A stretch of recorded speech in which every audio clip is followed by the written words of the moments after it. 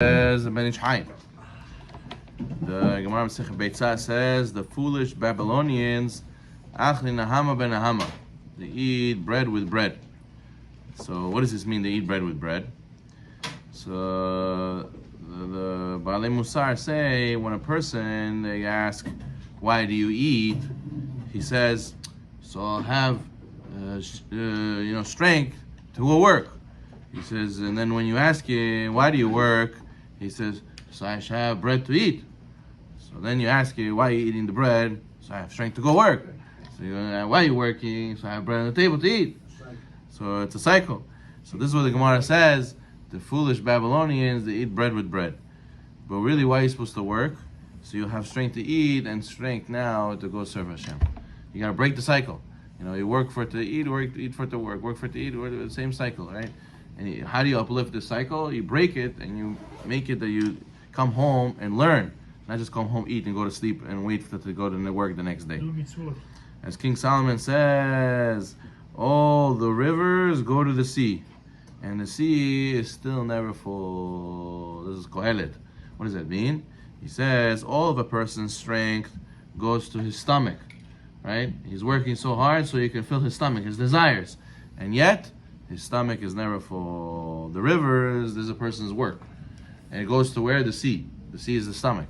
But the sea is never full. It never overflows. It's always taking more. Therefore, the question is, what's your purpose? Do you uplift it or do you not uplift it?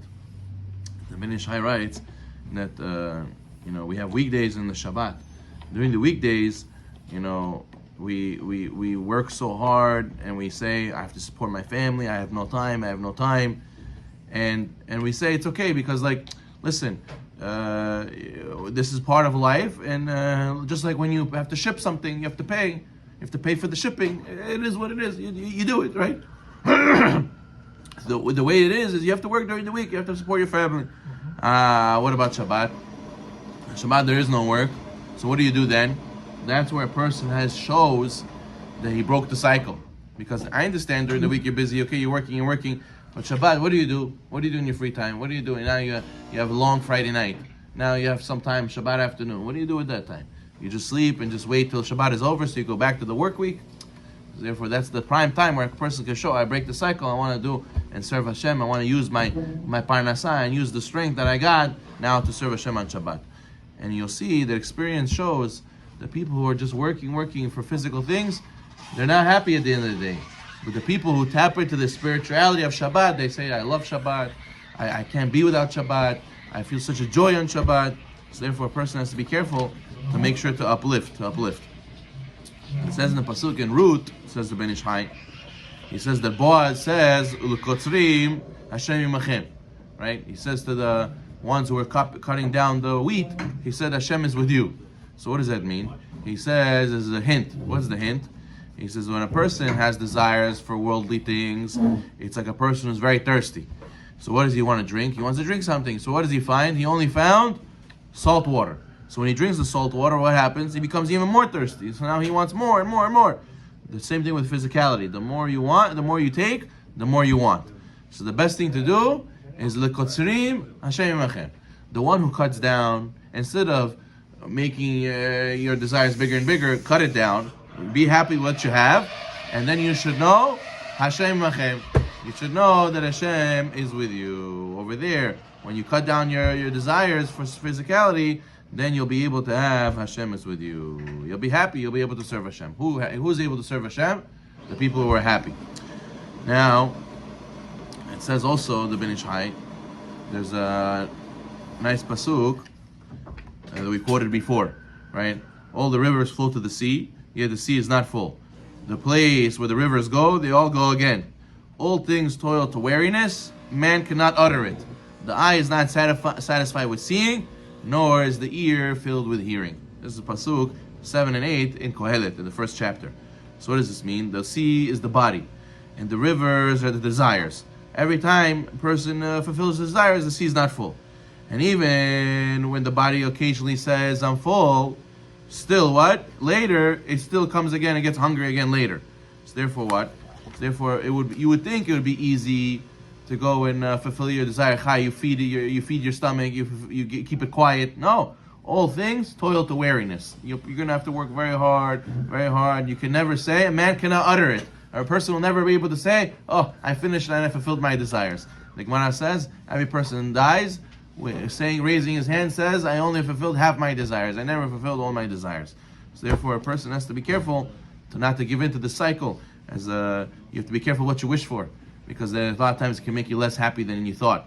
There's a famous mashal he brings. There was a guy who was chopping wood. He was in the forest. He was so tired.